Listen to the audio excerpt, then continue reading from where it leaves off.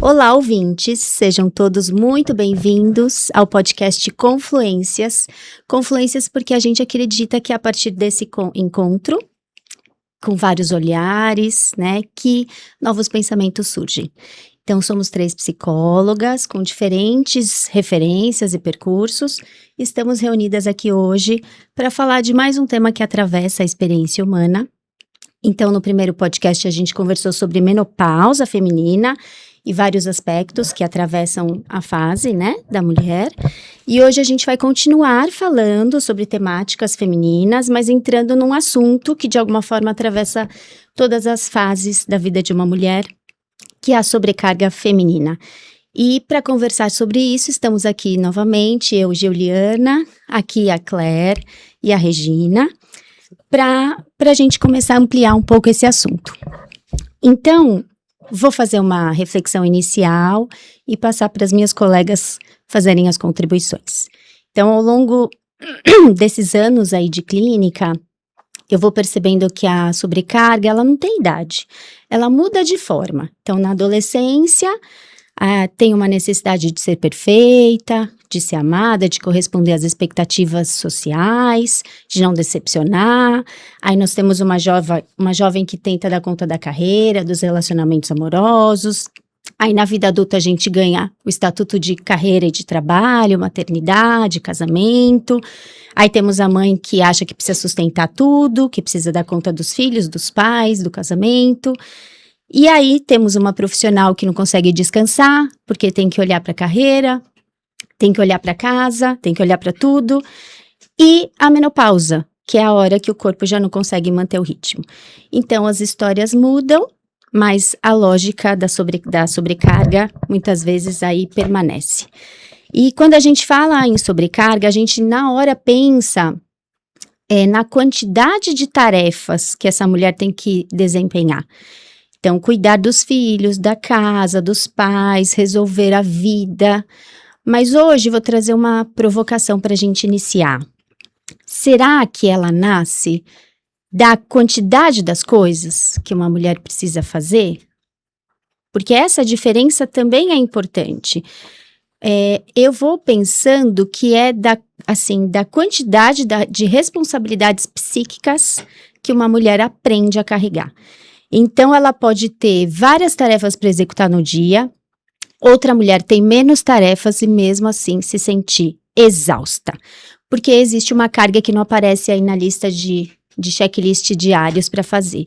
Então, talvez a pergunta hoje não é o quanto essa mulher faz, mas o quanto ela carrega na cabeça, no corpo e nas relações. Então, é possível, vocês acham? É uma mulher aparentemente estar dando conta de tudo e já estar sobrecarregada? Será que elas conseguem perceber o próprio limite? Porque é algo que ninguém vê. Então, queria que vocês trouxessem reflexões.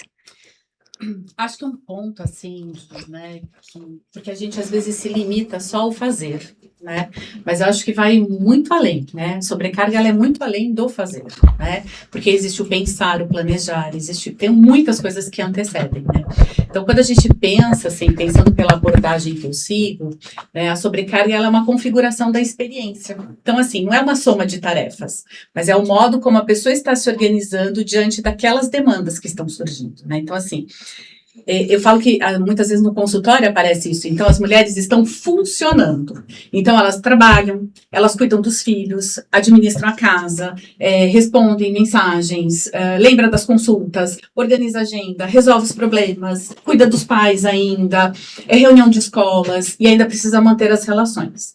E aí ela tá exaurida, então porque não é só o fazer, né, porque parece que é uma coisa que assim, o fazer vai resolver, mas não é. Né? Dar conta não é necessariamente estar bem, tá? Então, juntamente aí, né, essa capacidade de continuar funcionando que impede, né, que a própria exaustão se torne figura, tá? Então, eu acho que a gente precisa tomar um cuidado para não confundir, tá? Funcionalidade com saúde. Porque a gente tem muito assim, mas eu dou conta de tudo, eu tô super bem, né? Porque tem mulheres que funcionam brilhantemente, mas estão desaparecendo de si mesmas. E aí eu fiquei pensando muito sobre isso, né? Então talvez a pergunta não é porque esta mulher está sobrecarregada, né? Mas em que campo ela aprendeu que precisava sustentar, tá? Tanto para continuar pertencendo, sendo reconhecida e ser amada. Então, eu acho que esse é o ponto e é isso que a gente precisa conversar. E é tão legal vocês trazerem esses dois pontos de vista, porque assim, se a gente pensar, eu gosto de fazer uma reflexão assim, da época da pedra lascada, da época da pedra polida, o homem saía para caça e a mulher cuidava da prole e da plantação, do cuidado.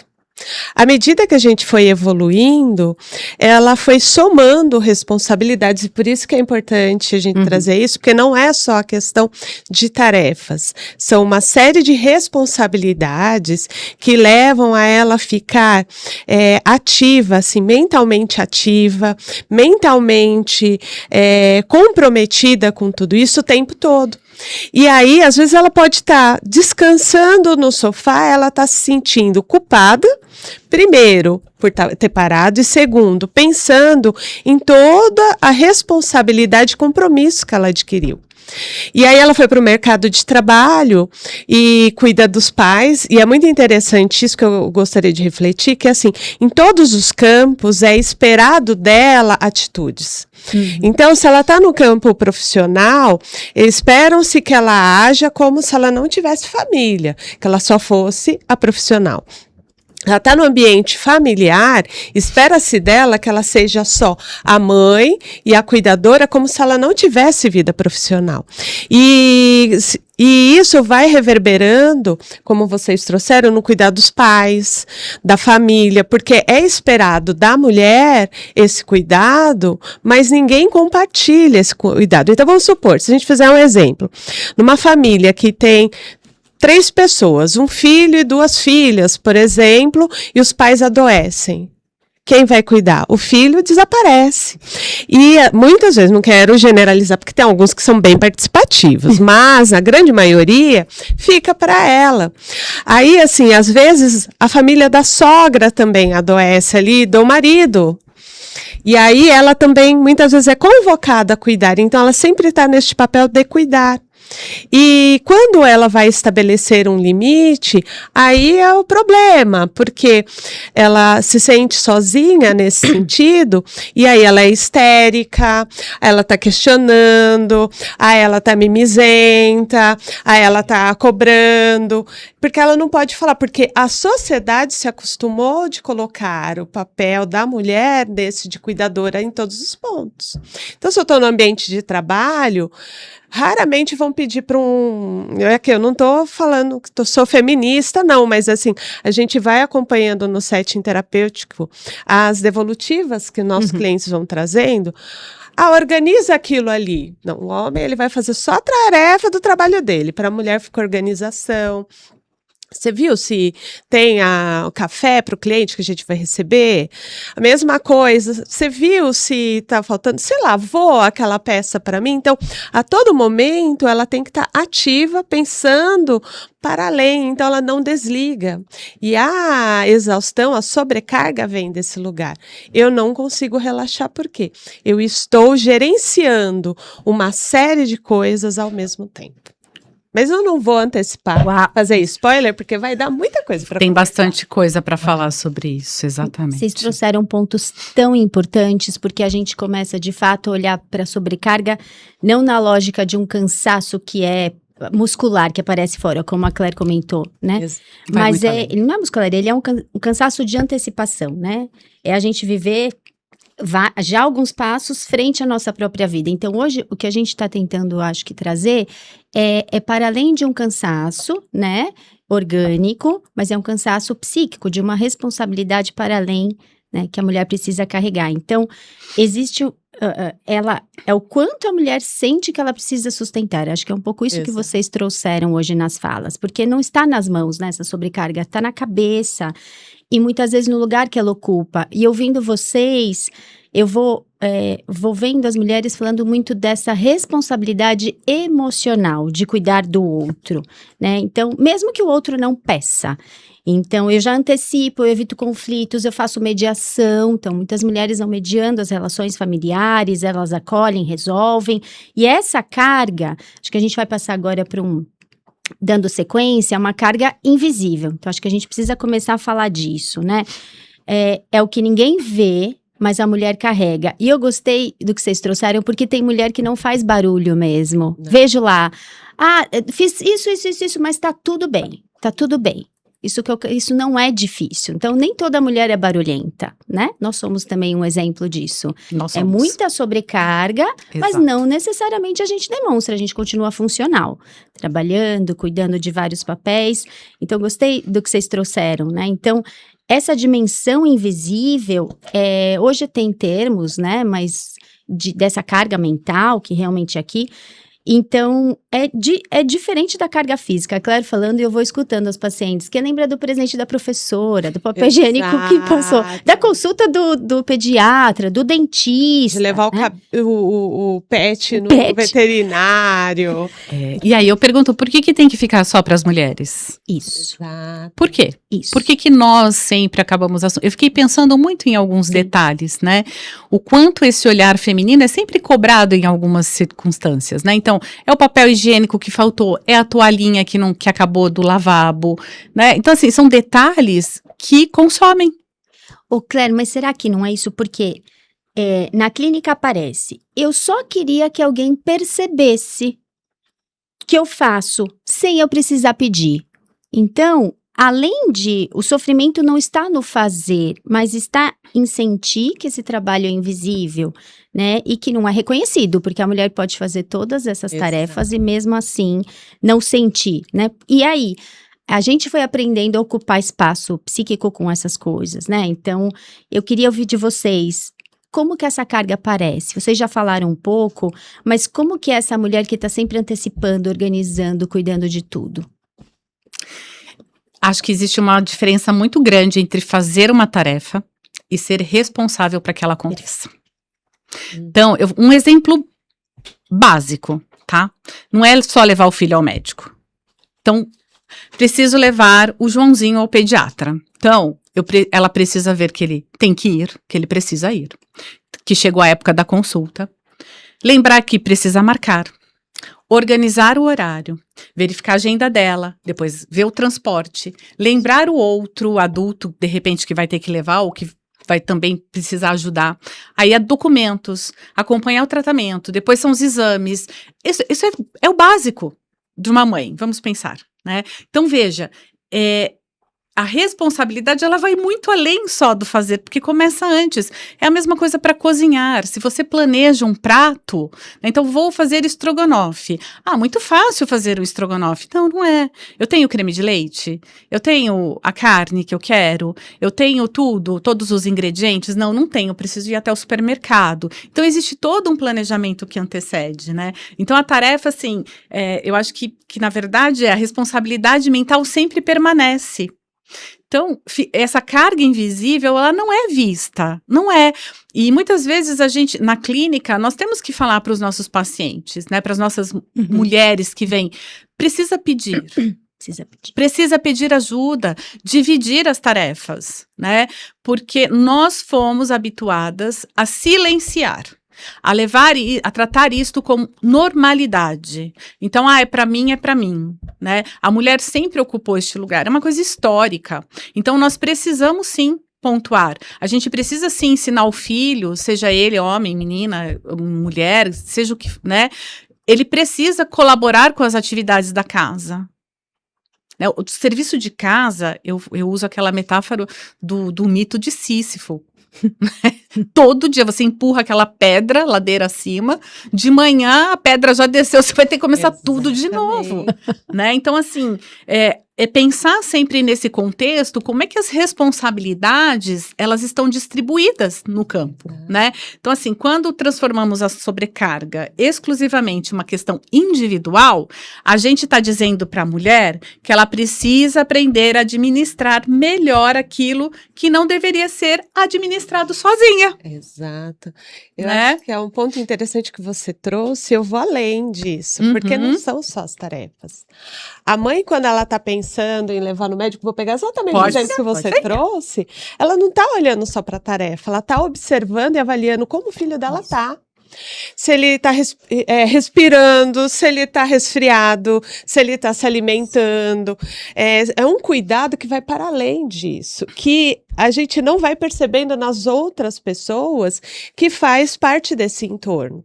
Então, se você delegar para o seu marido, para sua companheira, porque isso acontece também no relacionamento homoafetivo, sempre tem uma pessoa que assume esse papel e a outra ainda reclama se a gente mandar, né? Mas tudo bem, a gente vai falar mais à frente. Mas assim, o petzinho adoeceu, vamos supor que a família não tem, né, filhos? Não, tá acompanhando. Nossa, mas ele come todo dia assim, aí de repente parou de comer.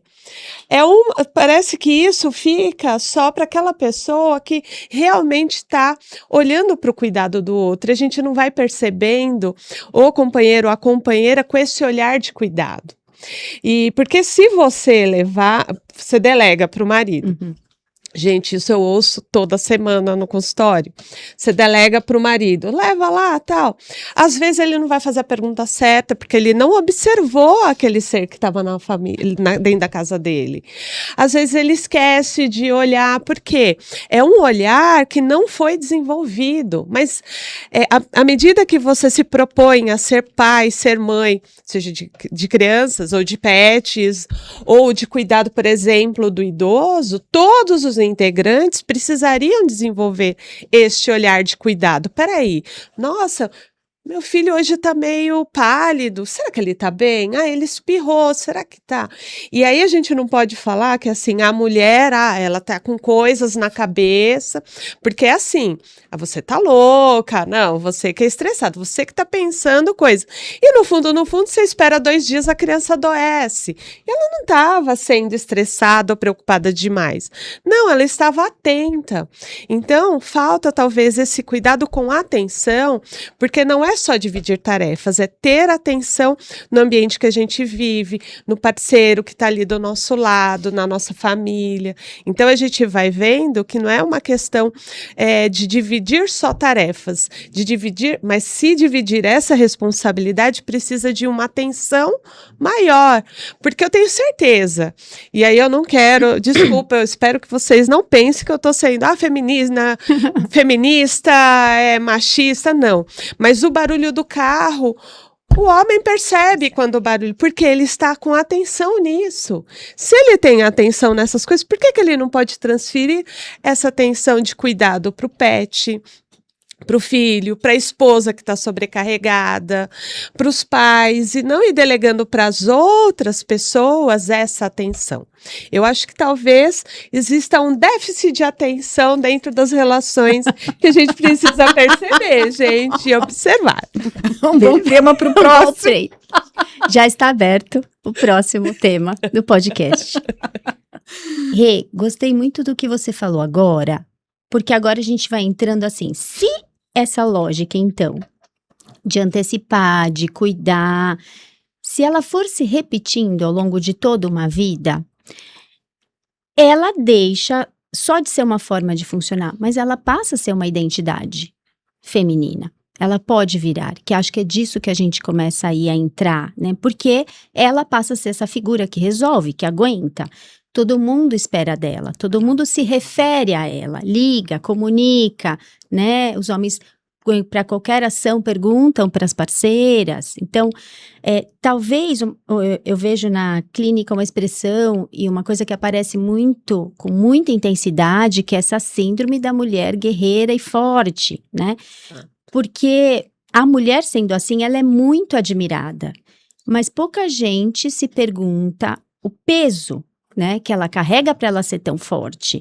Então, é uma armadura, a gente recebe muitos elogios por ser assim, tem um certo orgulho da exaustão da mulher, mas pouco acolhimento, que é disso que a gente está trazendo hoje. E esse pouco acolhimento, essa pouca ideia de que a mulher também é vulnerável, de que ela também fica cansada, acaba não acontecendo. Mas a própria mulher vai dizendo, eu dou conta. Não preciso, pode deixar, não precisa, não quero incomodar ninguém, depois eu descanso, né? Então, quando eu penso na psicanálise, né, do superego, a gente tem um superego extremamente exigente, um juiz interno, brinco com as pacientes, um juiz interno que é castrador, que não libera, né? Ele continua cobrando, ele continua julgando. Mas aí, quando talvez ser forte vira uma identidade, como que pedir ajuda é quase uma ameaça, quase uma ideia de que, poxa, alguma coisa está errada comigo. Então,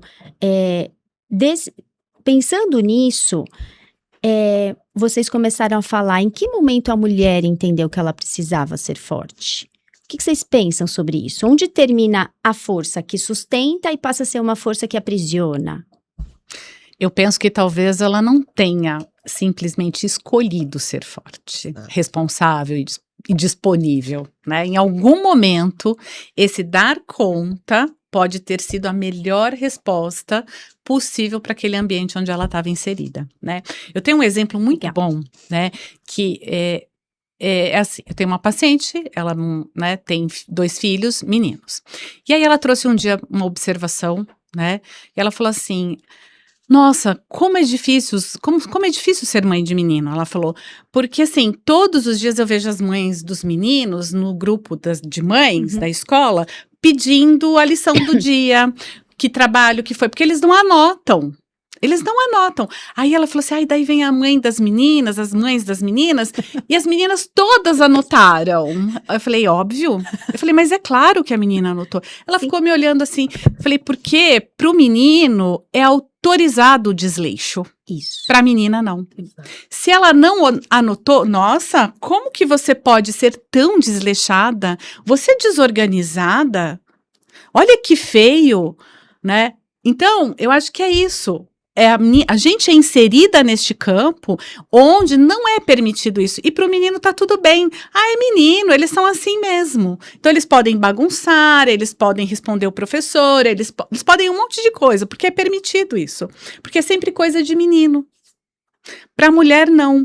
E aí, eu acho que essa mulher, desde muito cedo, e daí a gente se coloca, porque nós também, né, a gente foi assim, eu não posso dar trabalho, a gente cresce com essas, eu vou pensar em projeções mesmo, se a gente usar, né, os termos, né, eu não posso dar trabalho, eu tenho que me comportar, eu não posso ser desleixada, eu tenho que ser organizada, minha letra tem que ser bonita, é melhor eu resolver isso, porque senão ninguém vai fazer, se eu não fizer, ninguém faz, eu preciso ser forte o tempo todo, eu tenho que dar conta, eu tenho que ajudar, e aí eu acho que isso merece ser visto, assim, inicialmente, não como um defeito. Mas é uma forma que a gente encontrou de se autorregular. Só que o problema começa a aparecer agora, nesta sobrecarga, né? Algo que em algum momento serviu para que a gente se ajustasse, se cristaliza. E aí a gente fica com essa dificuldade de pedir ajuda, né? E aí eu internalizo o tempo todo que eu preciso cuidar. Ela não escolhe quando ser forte. Ela não se permite não ser. Né? Então, assim, quando você... Não é aquela coisa de escolher quando eu posso oferecer ajuda. Eu sinto culpa quando eu não ofereço. Então, assim, eu tenho uma pergunta que às vezes até eu faço para os pacientes, né? Para as minhas pacientes, eu falo assim, aquilo que um dia te ajudou a sobreviver, hoje te ajuda ainda a viver? Então, eu acho que é este cuidado que a gente tem que ter. Muitas vezes a mulher não tem escolha, né? A gente é criada desta maneira, a gente é inserida na sociedade desta maneira. A nós não é permitido, não é. Pode parecer que é papo de feminista, como disse a Regina, mas não é. Quando você olha, se a tua sogra chega na tua casa ou a tua mãe, ela não vai olhar para o filho dela ou para minha mãe, para o genro, e dizer, nossa, essa casa tá bagunçada. Ela vai olhar para a filha e dizer, nossa, você não lavou a louça? Nossa, que casa bagunçada, né? Não moro sozinha, divido esse espaço. Exato. Eu acho que é algo que foi um padrão que vem se repetindo, e eu quero trazer até uma visão que é assim, várias clientes me trazem que quando elas eram adolescentes, o irmão ficava deitado no sofá e ela fazendo a tarefa. Então ela tinha que ter a lição em dia, tudo bonitinho, a casa, ajudando na organização da casa, e às vezes questionavam, mãe, mas por que meu irmão tá ali deitado? Isso não aconteceu na minha, graças a Deus, porque minha mãe colocava todo mundo para fazer as atividades de casa. Aliás, hoje ele mora sozinho, é ótimo no que ele faz. Mas assim, e aí foi se alimentando essa visão e vai se reverberando. E aí até uma questão outro dia, né, um cliente comentou, só para abrir, sem abrir sigilo, ele falou assim, eu vou sair de férias e eu gosto tanto de ficar em casa, descansar, mas a minha esposa quer viajar, mas eu acho que não é legal, acho que a gente podia economizar. E aí eu virei para ele, eu falei, não, vai viajar sim. Aí ele, por que viajar assim? Acho que a psicóloga saiu e ficou a Regina lá na hora. Mas aí eu falei, porque para sua esposa desligar do dia a dia e ser servida, ela precisa ir para um hotel. Ela não tem isso dentro de casa. Ela não tem ninguém que vai fazer isso por ela. Então, talvez nas férias vai ser o único momento que alguém vai arrumar a cama para ela, vai fazer a comida para ela, e ela só vai pensar em levantar, tomar o café, brincar com o filho, almoçar, curtir o dia, como acontece para as outras pessoas da família, e para ela não acontece nunca, porque 365 dias do ano ela acorda pensando na casa, no filho, na profissão, e ela vai ficando em último lugar de autocuidado. E aí, quando ela pede ajuda, ela é mal vista, e aí, assim, e aí a gente vem desse padrão, dessa sociedade, que espera da mulher o máximo, o melhor, que ela esteja, e detalhe, linda, maravilhosa, magra, bem maquiada, bem arrumada, além de cuidar de tudo isso, e arrumar um horário para fazer atividade física, porque vai faltando espaço na agenda. Então, a gente vai se deparando com essa sociedade que aprendeu a colocar essa mulher nesse lugar de resolução de tudo. E até para ela ter voz e pedir espaço, cuidado, é muito desafiador, porque ela também é julgada. Porque o que você trouxe, né, Claire, é o julgamento. Porque, assim, esses dias eu vi um videozinho curto no Instagram, de uma mãe deitada com a criança, porpério, gente. A gente tá falando de sobrecarga feminina no geral, mas no porpério, vamos pôr aí 100% mais. É complicado, porque às vezes ela fica sem dormir, né? Assim, falando em parênteses, eu tenho um caso do marido chegar para a mulher, ela sem dormir, sem conseguir ir no banheiro, sem cuidar. Mas você não fez meu ovo mexido? Como você não comprou uma mamão essa semana? Você está em casa cuidando, né? Você não está fazendo nada. Então, vai passando essa percepção de que quando ela para descansar, ela não está fazendo nada e ela deveria estar fazendo algo. E a gente precisa desconstruir esse olhar, porque esse padrão ele só está se repetindo nas famílias, e como você falou, acho que você trouxe um ponto importante, a gente está numa sociedade que para o menino é permitido e para a menina não. E quando a menina quer esse espaço de permissão, ela é criticada, ela é tolhida. E até cair a ficha que precisa cuidar disso, aí ela entra no adoecimento. Perfeito, Rê. Uau! O menino é ensinado a se movimentar e a mulher é ensinada a sustentar, né? De uma forma geral, isso que a gente está trazendo, por isso que não é uma discussão de machismo e feminismo, mas é uma discussão de uma constituição cultural, sociocultural, né? E aí, assim, se eu tenho uma mulher que construiu uma identidade forte, né? Se vai se consolidando e cristalizando como a Claire comentou, ela não consegue perceber os limites, né, Rê, que você acabou de falar. Ela vai adoecendo, porque eu aprendi que eu preciso dar conta, que eu preciso conseguir. Pedir ajuda é quase uma falha. Lembrei de uma paciente que fala muito sobre isso.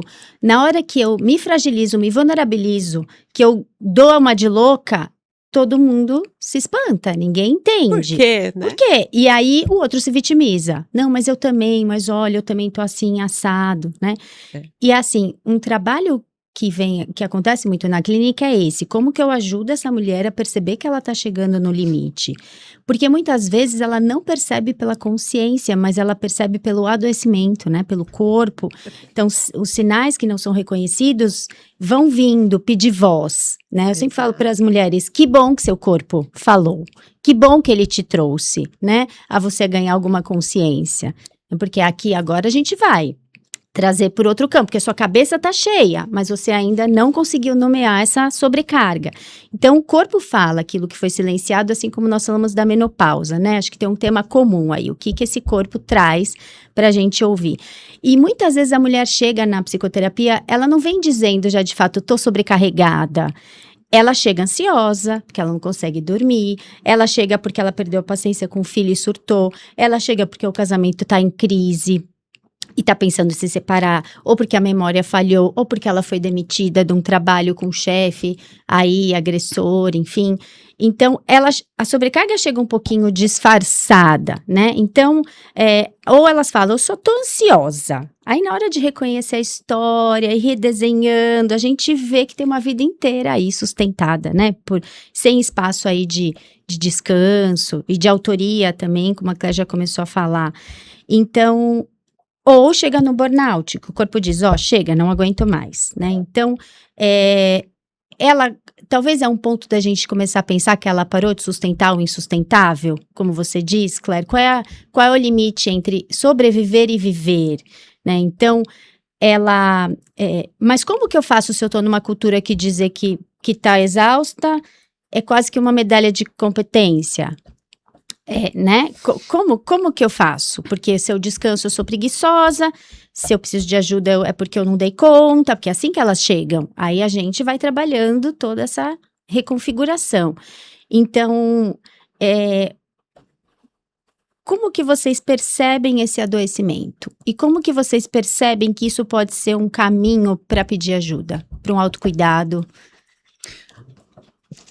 A queixa sempre vem física, né? Quando chega no consultório, né? Aí ela já passou por tudo, né? Já passou por ortopedista, já passou no cardiologista, no neurologista, já foi pro centro de Umbanda, já foi pro centro espírita, na igreja evangélica, ela já passou por tudo. Daí quando ela senta naquele, né, no divã, no sofá, na poltrona, né?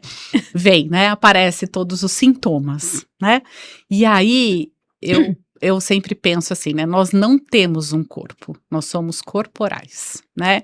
E aí, porque toda a experiência, ela vai acontecer corporalmente, né? Então, a insônia, a tensão, irritabilidade, choro, cansaço, ansiedade, são formas de esse organismo tentar se autorregular, né? E essa autorregulação, você tá sentindo mais porque tem algo que tá fora, né? Tem algo que está em desequilíbrio, né? Então, tem uma imagem que eu acho muito bonita, assim, né? Que às vezes, né? O corpo, ele se torna o último lugar onde o limite consegue aparecer. Uau! E aí, quando a pessoa não consegue dizer, não posso, não vou, não quero, né? O seu organismo vai começar a dizer para você. Então, você não consegue dizer, eu não vou, não quero ir, né? Você vai ter uma ansiedade, um transtorno de pânico, né? Porque o teu corpo vai gritar, de alguma forma, é uma autorregulação, ele vai tentar dizer para você, não, você não vai, né? E aí, eu não consigo fazer mais nada, porque eu vou sair de casa, eu começo a ter crise de ansiedade, eu tenho taquicardia, é o teu corpo gritando, né? Então, é sempre perguntar, o que é que está acontecendo agora, né? Porque vai muito além do sintoma, né? O que é que você sente? Onde percebe isso? Do que você precisa? O que você vem sustentando tanto que o teu corpo tá gritando, né? Então, eu acho que eu reformularia até essa proposta, assim, né? Talvez não seja que ela tenha ficado fraca, né? Porque elas falam muito isso. Eu não sou mais a mesma, eu não consigo fazer, eu não consigo, eu não consigo mais fazer o que eu fazia antes, né? Eu falo, talvez o seu organismo aí esteja finalmente mostrando para você o custo que é sustentar por tanto tempo aquilo que já é insustentável. Né? Eu acho que todas nós, em algum momento de sobrecarga, nós passamos por isso, né? Eu, há muitos anos atrás, eu tive uma crise de ansiedade, porque eu era mãe, cuidava da casa, crianças pequenas, né, finalizando TCC da faculdade, eu tive uma crise de ansiedade, né? Uma crise, assim, não foi síndrome do pânico, mas foi uma crise de pânico. E aí, quando eu olhei para aquilo, eu falei assim, algo tá gritando, e eu preciso olhar para isso, né? Por quê? Porque existe uma sobrecarga. E quem nunca? Né? Então, assim, eu nasci e cresci no interior, né? Então, a minha mãe, ela é a filha caçula de 12 irmãos, né? Então, assim, é uma família muito conservadora, as mulheres naquele papel de mulher, só dona de casa, o marido que sustenta, que é o provedor. Então, eu me lembro, assim, às vezes quando era adolescente, criança, a gente parava, ou ficava, sei lá, queria assistir um desenho animado na TV, tava na frente da TV, ou a mãe ou a tia chegava e falava assim, tá aí sem fazer nada, menina? Vai tirar o pó, vai varrer uma casa, pega uma vassoura. E aí eu fui entendendo que eu tinha que sempre estar fazendo algo, né? Eu falo que eu me libertei, né? São muitos anos de terapia, que assim, a minha mãe nunca saía de casa se tivesse uma louça na pia, alguma coisa assim. E aí uma vez ela estava na minha casa, ela falou, eu falei, vamos ao shopping? Ela falou, mas você vai deixar aquela louça ali? Eu falei, mãe, a louça não vai para lugar nenhum. Quando eu voltar, ela vai estar ali. E aí depois eu cuido dela, sabe? Dá para ter um pouco de prazer. E aí eu falei, nossa, é aqui, eu posso respirar, entende? Então não se cobrar tanto, né? Eu acho que são pequenas coisas, às vezes parece tão bobo, mas não é, né? É a história que a gente carrega e o nosso corpo sente isso. O nosso corpo traz toda a nossa história.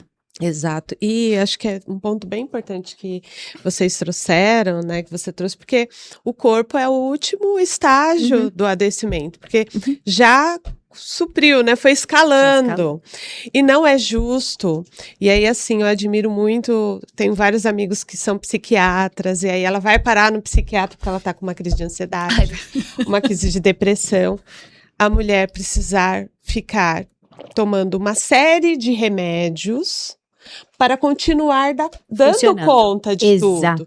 Não é justo isso com ela. E olha, assim, um detalhe que até me entristece é o seguinte...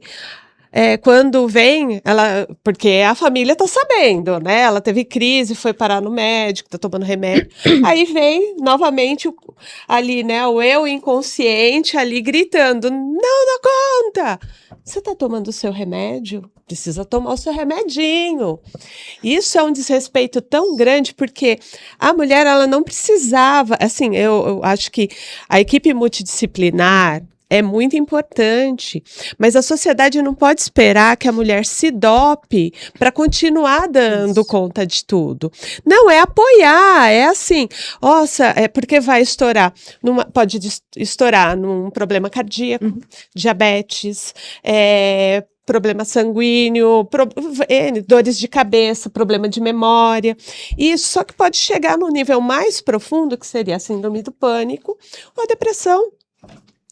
Ou ela precisasse adoecer fisicamente para ser cuidada. Outro dia eu estava participando de um estudo, assim, de uma live de estudo, e aí uma mulher deu um relato, ela falou, a gente tem que tomar cuidado porque a gente pede. Ela estava na crise de ansiedade, um monte de coisa para fazer. Ela, tudo que eu queria hoje era descansar e alguém cuidasse de mim. Aí ela teve uma crise de... inflamação na bexiga que subiu assim quase para algo mais sério, que a gente sabe que a infecção na bexiga para a mulher é muito... E aí ela se tocou, que ela falou assim, gente, eu fiquei a semana inteira assim, eu queria ter um momento de descanso, e sim, eu vim para o hospital, eu tô sendo tratada como num hotel, né? Então, a comida vem, alguém... É tudo super chato, o médico, agulha, mas a mulher não precisaria chegar nesse limite. Eu tô falando de um caso que foi o relato de uma mulher, mas assim, quantas mulheres não vão adoecendo de outra forma? Às vezes infarto, vai assim sobrecarregando, e aí elas vão ser cuidadas ainda com muito, nem todo aquele colhimento que ela mereceria, para cuidar de uma somatização física de algo que ela não conseguiu dar conta. Não deu conta, não é porque ela não é capaz, ela não é boa, é porque sobrecarregou, ultrapassou o limite. E a gente tem que tomar cuidado. Então, assim, esse grupo, essa sociedade familiar, começar a dividir, mas dividir a responsabilidade com atenção, com cuidado, com parceria. Não, olha, eu vou ser responsável disso e vou abraçar isso, você não vai precisar se preocupar com isso. Não, isso daqui você cuida, né? Porque é o que vocês trouxeram, né? Assim, tipo, quantas vezes, nossa, eu fui dormir, né, a cliente falando assim, fui dormir meia-noite e acordei às 5 da manhã, porque assim, senão não dou conta de cuidar do meu trabalho, de estar bem fisicamente, de cuidar dos filhos, e cuidar da casa, e cuidar de tudo. Né? E aí eu faço um questionamento, se ninguém olha, quem tem que olhar é ela? Olha só, lembrei de um caso clínico e a sessão dessa semana foi isso. É uma paciente que chegou com bastante, também, transtorno de ansiedade aguçado, né, bastante crônico já. E a gente redesenhou, fez todo um trabalho clínico e ela conseguiu nomear essa semana assim, eu percebi que a minha vida, eu sempre atropelei. Desde pequena, então foi atropelando, né? Entrei na faculdade, atropelei, entrei no mestrado, atropelei, entrei no doutorado, aí entrei na pós, aí fui fazendo. Aí o corpo pediu arrego, ela vem para terapia, psiquiatria, enfim, todo um desarranjo corporal. E aí a gente foi trabalhando o quanto esse corpo, quando ele acionava, era uma dica para ela. Então a gente foi fazendo todo aí um termômetro, estratégias. E aí essa semana ela disse assim, mas aí na hora eu percebi que eu preciso fechar os ciclos. Eu tô com medo de iniciar alguma coisa nova agora. Tô paralisada, tô procrastinando os projetos novos. Mas eu nunca fui assim, eu sempre fui aquela de gostar, né? De alçar voos. Aí eu disse assim para ela, porque você nunca aprendeu a finalizar ciclos, a parar, a fazer uma reavaliação, a pensar qual era o próximo passo, aonde está o seu desejo, o que realmente você quer, né? E aí eu falei, agora é uma angústia reveladora, que bom que estamos angustiadas, vamos nesse caminho, né? Então, é interessante ouvir vocês, porque assim, às vezes o corpo é a única forma da mulher poder desabar, né? Poder entender que ela desabou. E aí a gente entra os analistas e vão tentando fazer a ponte, né? Fazendo essa mulher pensar. Só que na hora, assim, o que eu vejo muito assim, na hora que a gente mexe nisso, não é que é tudo fácil.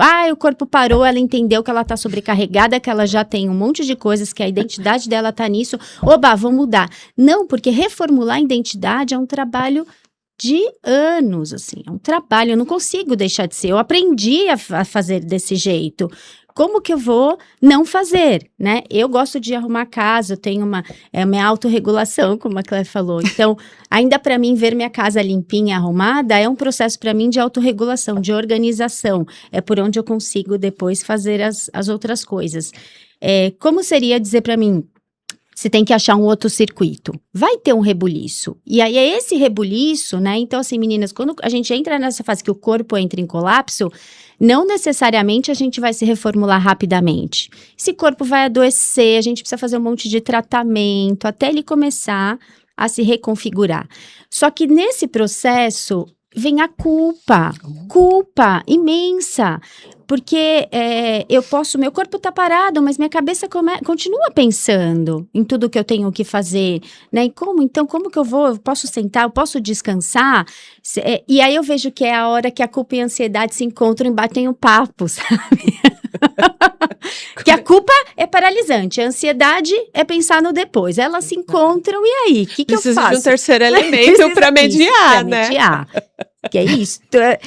Porque aí eu continuo pensando, né? Porque esse ciclo que eu acho que a gente foi falando hoje no podcast, né? Tem uma pressão.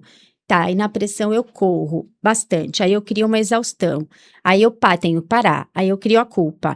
Aí a culpa faz, às vezes, eu querer me esforçar muito novamente, porque eu não consigo, para compensar. Aí vem uma nova exaustão, né? Então, será que momento existe um descanso? Porque o corpo pode paralisar, mas eu continuo me culpando, porque a régua nunca, ela foi construída socialmente, como a gente está falando hoje, né? Então, ela, se for construída há anos e anos, e é o lugar que ela tem, né, que ela aprendeu, como que ela vai, de fato, dizer para o outro, cheguei no meu limite, olha, eu não gosto mais assim, eu preciso de ajuda, eu quero que você agora faça tal tarefa, porque eu não consigo. Então, aí a gente começa a mexer nessa mulher suficiente, insuficiente, o que ela vai vir a ser. Então, talvez o nosso podcast hoje é para trazer, né, uma reflexão para todas nós e ajudar nessa travessia de reconfigurar, porque o nosso corpo está falando, né? Nós estamos falando de alguma forma e estamos precisando ser ouvidas. Quando você fala essa questão da organização, de que é a sua forma de se autorregular, tudo bem, não tem problema, né? A questão está no eu tenho que dar conta. Perfeito, Claire. Aliás, deveria ser abolir essa palavra. Eu tenho que. Eu tenho que, vamos tirar. Não escolha, vamos transformar. Porque assim, a louça eu vou lavar. Isso aí. Mas eu não preciso, não tem que ser naquele momento. Eu posso Ou não depois. tem que ser nem você. Exato. Vamos lá, vamos. Mas tudo bem também, Exato, entende? A grande questão é a gente sempre trazer este ponto, porque daí eu acho que entra muito a questão da introjeção, né? Então, que é o que eu falei pra você, vai lá, pega uma vassoura, tá aí sem fazer nada, né? Quantos deverias nós engolimos sem possibilidade de ser mastigado? Ótimo. De ser digerido. Então, assim, eu devo ser uma boa mãe. Isso. Eu devo ser uma boa esposa. Eu tenho que ser uma boa profissional. Eu tenho que ser uma mulher forte, porque mulher forte não reclama. Exato. Tenho que ser mãe presente, porque mãe presente é o que tem que ser. Tenho que ser assim. E bonita ainda, hein? Quem ama, assim, com cílios, estética em dia. Exatamente. Né? Quem ama, cuida. Descansar, perder tempo. Eu era uma pessoa que olhava pra isso, que assim, não, eu tô perdendo tempo se eu descanso, né? E aí, é o que a gente sempre pergunta para os pacientes, para as pacientes, assim, de quem que é essa voz que tá aí dentro? Isso. Quem é essa voz que reverbera aí dentro de você, né? Então, esse eu preciso, ou eu tenho o quê, né? Ele tem que ser uma escolha, né? Ele é uma escolha ou é algo que você aprendeu que precisa ser assim? Exato. Né? Porque é isso, eu quero ajeitar a minha casa. Aquele dia eu não queria lavar louça para sair, eu queria poder sair, fazer algo diferente com a minha família e depois eu cuidava daquilo, né? É uma escolha, né? E o trabalho terapêutico, ele vai justamente, né? Ele não vai substituir o eu preciso por o eu quero, né? Mas é isso, é trazer a consciência, e na Gestalt a gente chama de awareness, né? Trazer, né, favorecer a awareness suficiente para que a mulher consiga discriminar o que é meu, o que é do outro, o que eu desejo agora, o que faz sentido, o que eu posso devolver, né, a César o que é de César. Exato. O que eu posso, que eu quero, que eu desejo. Ela poder discriminar. Eu acho que essa é a palavra, né? Discriminar.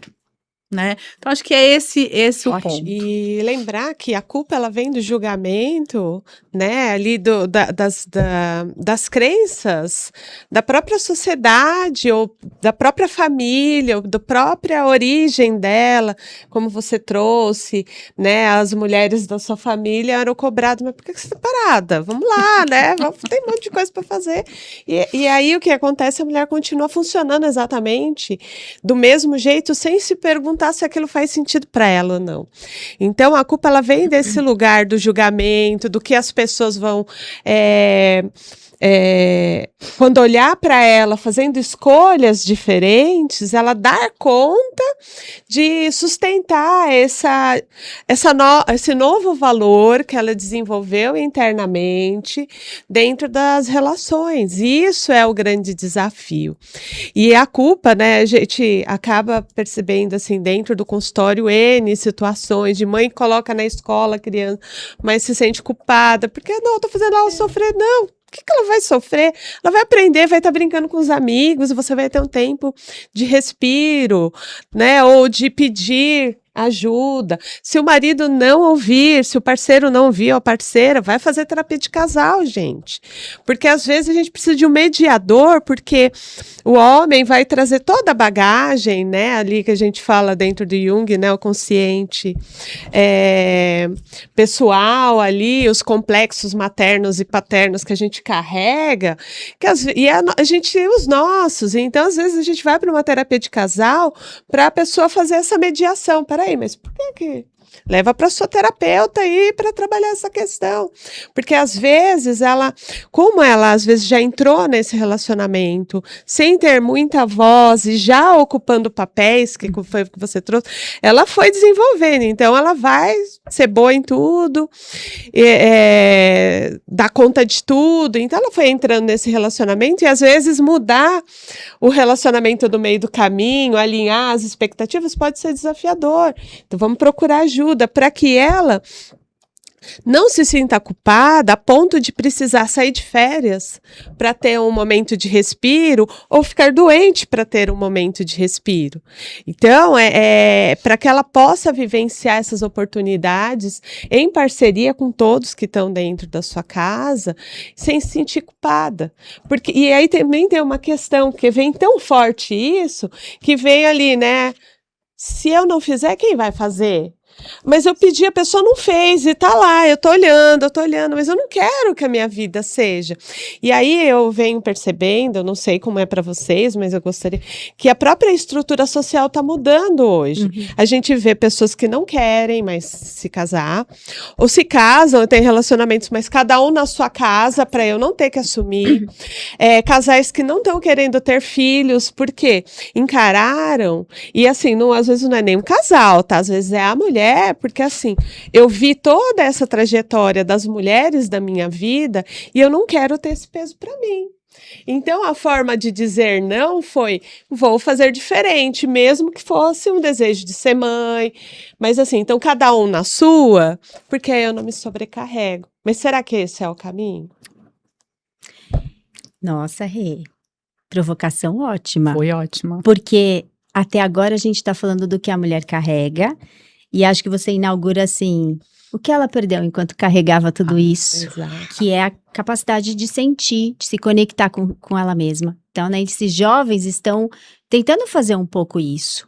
Vou me conectar isso, eu não quero me privar, eu não quero me anular. Eu sei que ser mãe vai me custar. Eles trazem uma reflexão, né? Exato. Muito afinada e aprofundada. Eu sei que vai me custar, não é disso, né? Eu quero garantir a minha identidade, eu quero garantir meus desejos. Então, acho que a gente vai agora pensando, né? O que essa mulher de tanto carregar, o que ela deixou no meio do caminho, o que ela perdeu, o que ela não se conectou, né? A gente tem abordagens diferentes, mas tudo semelhantes, né? Lacan vai dizendo, sou atravessado pelo desejo do outro, eu correspondo. E só que o que a gente vai aqui hoje trazendo é o quanto que isso me custa para eu parar de me conectar com o meu próprio, né? Do desejo, com as minhas próprias coisas. E aí, assim, eu vejo na clínica, quando você ousa perguntar para muitas mulheres o que você gosta de fazer, tem um silêncio. Eu sei falar dos meus filhos, sei falar tudo, te dá um raio-x completo, sei falar como meu marido é e até criticar todas as deficiências, toda a história dele, tudo que ele tem, tudo que ele não se resolver. Eu sei o que eu preciso como mãe, mas e eu?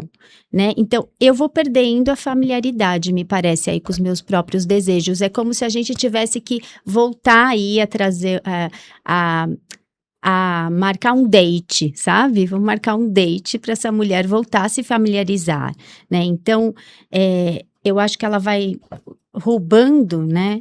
a própria energia, vai roubando pedaços do eu, pedaços dessa identidade, e que na hora que a mulher vem toda sofrida e sobrecarregada, ela pode recolher, né, com bastante delicadeza, mas num primeiro momento ela não está conseguindo sentir. O próprio corpo em colapso faz com que essa mulher Exato. possa, né? O nosso primeiro trabalho é passar um metiolate, um remedinho, acolher, trazer de novo essa reconfiguração, né? Para depois a gente começar a fazer perguntas.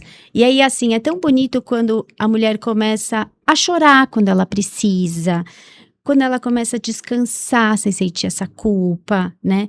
E aí ela começa a entender que o sentir é devolver a humanidade, né? Não é necessariamente uma invalidação do eu, mas é devolver de alguma forma, né? Porque ela começa a recuperar esse contato e começa a dizer o que eu quero pra mim. Aí é uma nova briga, né? Porque daí eu tenho que colocar limite do outro, enfim, eu vou ter que dizer pro outro aquilo que eu não queria dizer, mas é tão difícil me indispor, é mais fácil eu fazer, eu ouço muito isso. Exato. Mas é mais fácil eu resolver, porque se eu tiver que ir lá falar com meu marido, Explicar, ensinar e não quero. Se eu tiver que dizer pro meu filho, sim, mas é importante que ele tenha autonomia, olha o quanto ele tá ficando dependente de você, esse é um assunto bem presente para nós que gostamos de atender adolescentes, jovens, né? Mas é mais fácil eu ir lá resolver fazer, porque daí eu vou ter que contar sobre mim, eu vou ter que dizer o que eu preciso. Então, acho que ela começa, talvez, a não perguntar mais o que esperam de mim, mas a se perguntar o que eu desejo. Eu acho que eu não ficaria com a pergunta o que ela perdeu no caminho. Eu ficaria com a pergunta onde ela foi ficando nesse caminho. Né? Porque talvez ela não tenha perdido a si mesma, mas ela perdeu as suas próprias, talvez as suas necessidades tenham deixado de se tornar figura, que é exatamente isso, dela não saber. Então a necessidade do filho vira figura, a necessidade do parceiro vira figura, o trabalho vira figura, a casa vira figura, sem falar sobre tudo. Os pais estão envelhecendo, então isso vira figura. Então as demandas do dia a dia ganham nitidez e viram figura. E aí ela permanece naquele fundo. Ela permanece ali. E quando você pergunta, né, o que você gosta de fazer? E é exatamente isso. Quando você pergunta isso para um paciente, é desconcertante. Exato. Né? Então, talvez a pergunta é assim, quando ninguém está precisando de você, Isso. quem é você? Isso. Exato. Né? E aí, o que aparece quando você não está ocupada correspondendo às necessidades de alguém? Né? E eu acho que isso abriu uma conversa aí muito bonita, né? Talvez eu até me estenda um pouco nesse item, porque foi o que eu mais pensei. E aí, quem já leu, ou quem não leu, leia Mulheres que Correm com os Lobos, né? A Clarice é minha autora favorita, assim, né? Ela traz uma profundidade ali, né? Então, assim, de uma forma bem resumida, eu vou trazer a história da mulher foca, pele de foca, tá? Então, assim, uma mulher foca, né? Ela deixa a sua pele temporariamente para viver na forma humana, né? Então o homem faz um convite para ela. Então ele esconde essa pele de foca dela e esconde isso e permanece com ela. E aí ela fica com ele, ela constitui família, ela tem um filho, né? Só que isso tem um preço muito grande para ela, né? Com o passar dos anos, assim, longe da pele, né? De quem ela era realmente, né? Então, assim, do seu lugar de origem, né? A água, o mar, né? E porque ela quando a Clarissa conta a história ali, né? Então ela brilha, né? Prateada, ela é toda prata, então ela tem um brilho, né? E aí ela começa a definhar. Então ela vai perdendo vitalidade, brilho, força, e ela precisa reencontrar a pele, né? Então, assim, o reencontrar a pele, né, é um retorno da mulher à sua natureza, na verdade. O filho na história ajuda e devolve a pele para ela, né? Então é uma história muito bonita, né? Tem uma metáfora muito bonita. Então eu pergunto, onde deixamos a nossa pele, né? Então, eu fico pensando assim, quantas mulheres chegam para nós ali na clínica, ela não diz necessariamente assim, eu estou sobrecarregada, né? Ela fala, não sei mais do que eu gosto, né? Ela vai dizer isso, eu não sei do que eu gosto, eu não tenho vontade de nada, parece que eu só funciono, todo mundo precisa de mim, né? Mas também tem um lado que, assim, o quanto para você é importante ser necessária. Isso. Porque nós também, eu falo que a maternidade, ela nos ensina que nós, mães, pais, a gente vai aprendendo a se tornar desnecessário na vida dos nossos filhos. E aí, em que momento dessa caminhada você foi deixando essa pele para trás? Né? O que você perdeu nesse caminho? Não. É onde você deixou partes de você neste caminho, né? Então, acho que é um olhar que a gente tem que ter muito cuidadoso, né? Então, assim, pensa na relação, essa possibilidade de você, da sua existência, né? O que pode emergir a partir de agora, quando eu reencontro a minha pele? Porque é um processo árduo. Quando chega mudar o status quo, dá muito trabalho. Porque é mais fácil fazer do que eu entrar numa crise com meu marido e dizer, você precisa me ajudar com isso.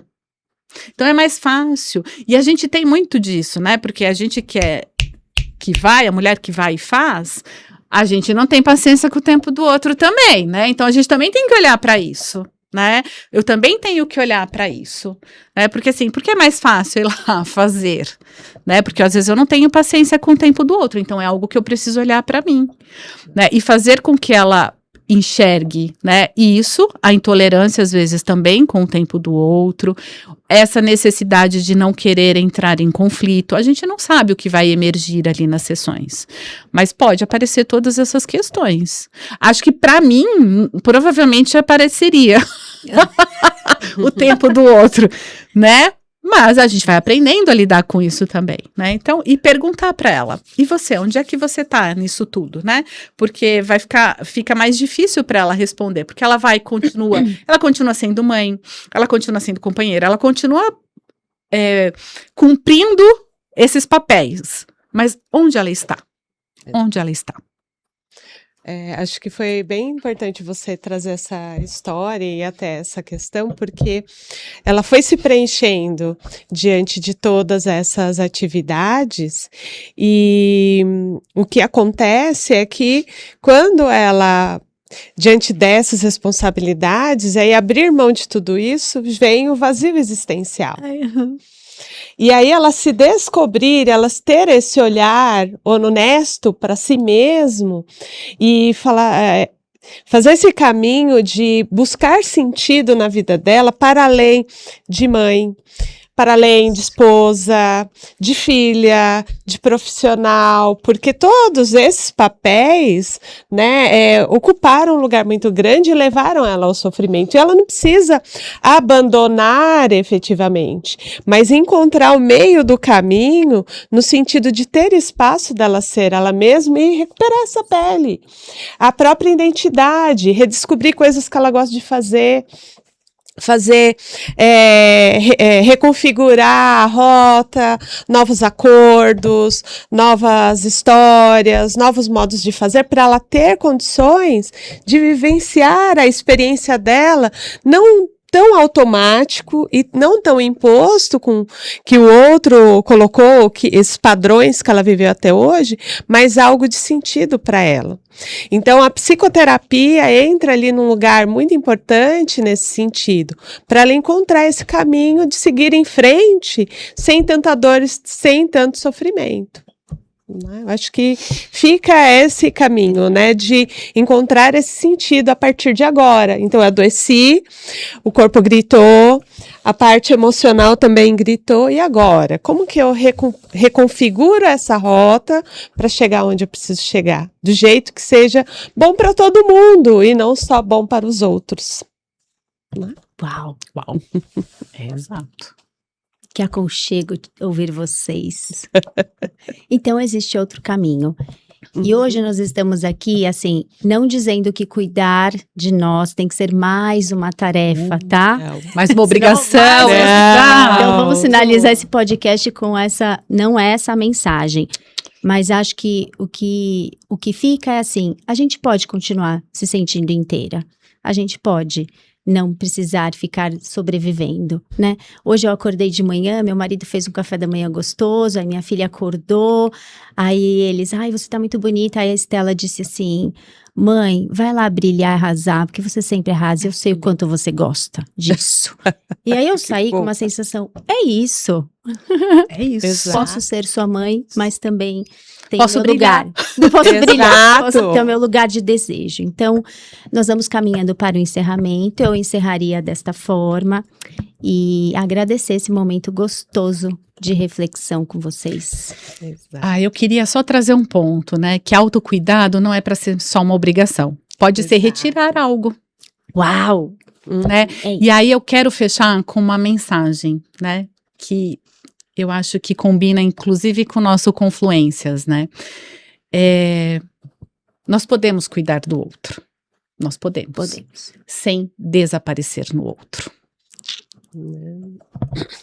E eu acho que é bem isso que vocês trouxeram, esse lugar de que não precisa, acho que ela se descobrir, experimentar. Às vezes eu falo para as minhas clientes, vai lá, você gostava de dançar quando você era adolescente? Amava, eu falei, então vai lá dançar, vai fazer uma atividade, vai dançar, vai se conhecer, né? Ter esses espaços, esses momentos, e que não sejam só pequenos espaços e momentos esporádicos, ter esse espaço todos os dias, igual você trouxe, né?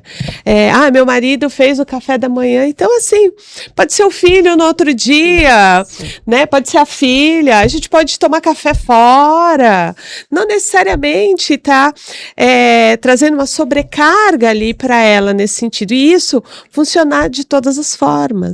É lógico que aqui é um pontapé inicial, aqui a gente ficaria horas falando, teria assuntos, mas a gente também tem o nosso tempo, né, limitado, e tem o tempo das pessoas que estão assistindo, então fica esse convite para experimentar, para se olhar, não se perder no outro, mas encontrar sentido para além de tudo que vivenciam. E eu agradeço estar aqui com vocês, é sempre delícia. muito bom, e até o próximo. Até o próximo. Né? Até o próximo. Então, em agradecimento especial aqui à equipe do estúdio, que a gente sempre faz menção de colocar, que sempre nos recebe muito bem.